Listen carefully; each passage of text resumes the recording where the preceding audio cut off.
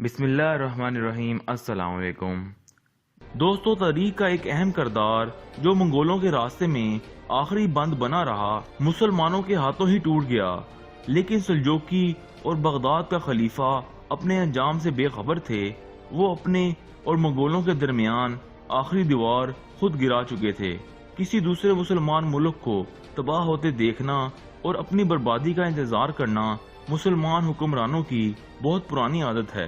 دوستو، آج کی ہماری ویڈیو تاریخ کے اس بہادر انسان کے بارے میں ہے جسے دنیا شیر خوارزم سلطان جلال الدین خوارزم شاہ کے نام سے جانتی ہے۔ یہ وہ بہادر ہے جس نے ایک وقت چنگیز خان کی مسکراہٹ کو پریشانی میں تبدیل کر دیا اور چنگیز خان جیسا سفاک انسان یہ کہنے پر مجبور ہو گیا۔ یہ خوش نصیب ہے وہ باپ جس کا بیٹا جلال الدین جیسا ہو، اور مبارک ہے وہ مائیں جو ایسے شیروں کی پرورش کرتی ہیں۔ اگر جلال الدین جیسا میرا کوئی بیٹا ہوتا تو میں پوری دنیا فتح کر لیتا۔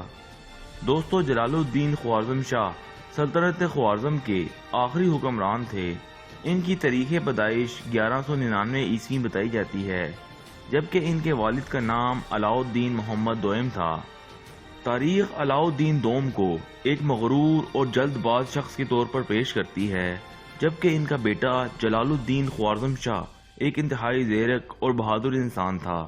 دوستو، یہ علاؤ الدین محمد دوئم ہی تھا جسے منگولوں کے مسلمانوں پر حملے کا ذمہ دار سمجھا جاتا ہے، کیونکہ اس نے اپنے بیٹے جلال الدین اور مشیروں کے مشورے کے خلاف غرور میں چنگیز خان کے 3 سفیر قتل کروا دیے، جس کے بعد چنگیز خان چین کو چھوڑ کر خوارزم پر ٹوٹ پڑا اور اس کی آنے والی نسلوں نے سلطنت سلجوق اور عباسی خلافت کا بھی خاتمہ کر دیا۔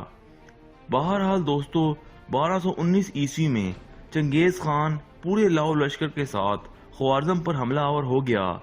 جلال الدین نے چنگیزی فوج کا آگے بڑھ کر مقابلہ کرنا چاہا، لیکن اس کے والد علاؤ الدین محمد نے اس سے اتفاق نہ کیا۔ خوارزم شاہ کا خیال تھا کہ ہمیں چنگیز خان کی فوج کو سمرقند اور بخارا کی فوجوں سے لڑنے کا موقع دینا چاہیے۔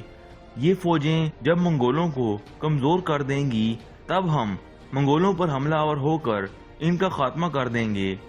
لیکن یہ حکمت عملی بری طرح ناکام ہو گئی، کیونکہ منگولوں نے دریائے آمو عبور کرتے ہی تباہی مچا دی۔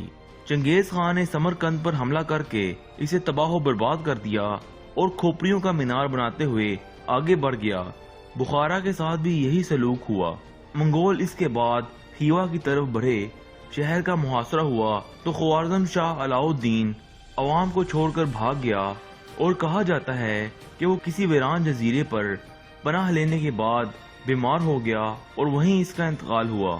جبکہ چنگیز خان نے خیوا کی اینٹ سے اینٹ بجا دی۔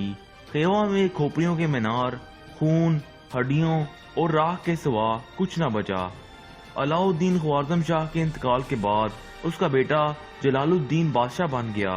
وہ خیوا کی شکست سے اس قدر افسردہ ہوا کہ خوارزم شاہ کا لقب چھوڑ دیا اور سلطان کہلانے لگا۔ جلال الدین نے فوج جمع کی اور منگولوں پر حملے شروع کر دیے۔ وہ حملے کرتا کرتا افغانستان پہنچ گیا۔ افغانستان میں اس نے شمالی افغانستان کے تاجک قبائل اور خوارزمی قبائل پر مشتمل فوج بنائی۔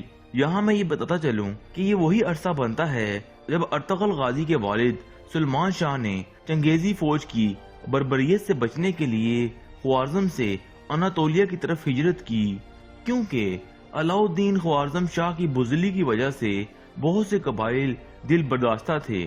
بہرحال دوستو، جلال الدین کی اس مشترکہ فوج سے منگولوں کی لڑائی ہوئی اور جلال الدین نے منگولوں کو عبرتناک شکست دی۔ یہ چنگیزی فوج کی پہلی اور آخری شکست تھی۔ اس شکست نے چنگیز خان کو حیران کر دیا اور وہ خود اپنے بیٹوں کے ساتھ ایک طویل لشکر لے کر جلال الدین کے تعاقب میں نکل کھڑا ہوا۔ جلال الدین اس سے مقابلے کی تیاری کر رہا تھا، مگر بدقسمتی سے اس کے سسر اور ایک تاجک سردار کے درمیان اختلاف پیدا ہو گیا اور تاجک فوجی رات کے اندھیرے میں اسے اکیلا چھوڑ کر نکل گئے۔ جنگ ہوئی جس میں چنگیزی فوج کے 3 لاکھ سپاہیوں کے مقابلے میں جلال الدین کے پاس سپاہیوں کی تعداد صرف 30,000 تھی۔ جلال الدین کو شکست کا سامنا کرنا پڑا اور اسے ہندوستان کی طرف بھاگنا پڑا۔ چنگیز خان بھی اس کے تعاقب میں ہندوستان داخل ہو گیا اور اٹک کے قریب دریائے سندھ کے کنارے جلال الدین کو چنگیزی فوج نے گھیر لیا۔ چنگیز خان نے جلال الدین کو زندہ پکڑنے کا حکم دیا۔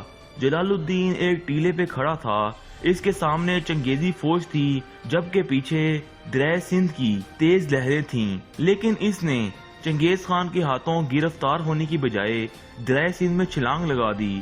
چنگیز خان جو اب تک کھڑا جلال الدین کو دیکھ کر مسکرا رہا تھا، اس کی مسکراہٹ یکدم حیرت اور پریشانی میں تبدیل ہو گئی اور جلال الدین خیریت سے دریا پار کر گیا۔ جلال الدین نے مسکراتے ہوئے ایک طنزیہ نگاہ چنگیز خان پر ڈالی اور آگے روانہ ہو گیا۔ چنگیزی جرنیلوں نے دریا پار کرنے کی اجازت مانگی، لیکن چنگیز خان نے دریا کی طغیانی دیکھتے ہوئے انہیں اجازت نہ دی۔ یہ وہ وقت تھا جب اس نے وہ الفاظ کہے جس کا ہم پہلے ذکر کر چکے ہیں۔ دریائے سندھ عبور کرنے کے بعد شیر خوارزم کی جلا وطنی کا 3 سالہ دور شروع ہوا۔ وہ دلی پہنچا اور سلطان التمش سے منگولوں کے خلاف مدد مانگی، لیکن کچھ وجوہات کی بنا پر التمش نے اس سے معذرت کر لی۔ وہاں سے وہ لاہور پہنچا اور پھر سندھ کی طرف نکل گیا۔ اسی دوران وہ اپنی بکھری ہوئی فوج جمع کرتا رہا۔ 1224 میں وہ ایران اور پھر وہاں سے منگولوں سے لڑتا 1228 عیسوی میں اصفہان پہنچ گیا۔ اصفہان میں اس کا مقابلہ منگولوں کی ایک بڑی فوج سے ہوا، لیکن جلال الدین کو اس جنگ میں شکست کا سامنا کرنا پڑا۔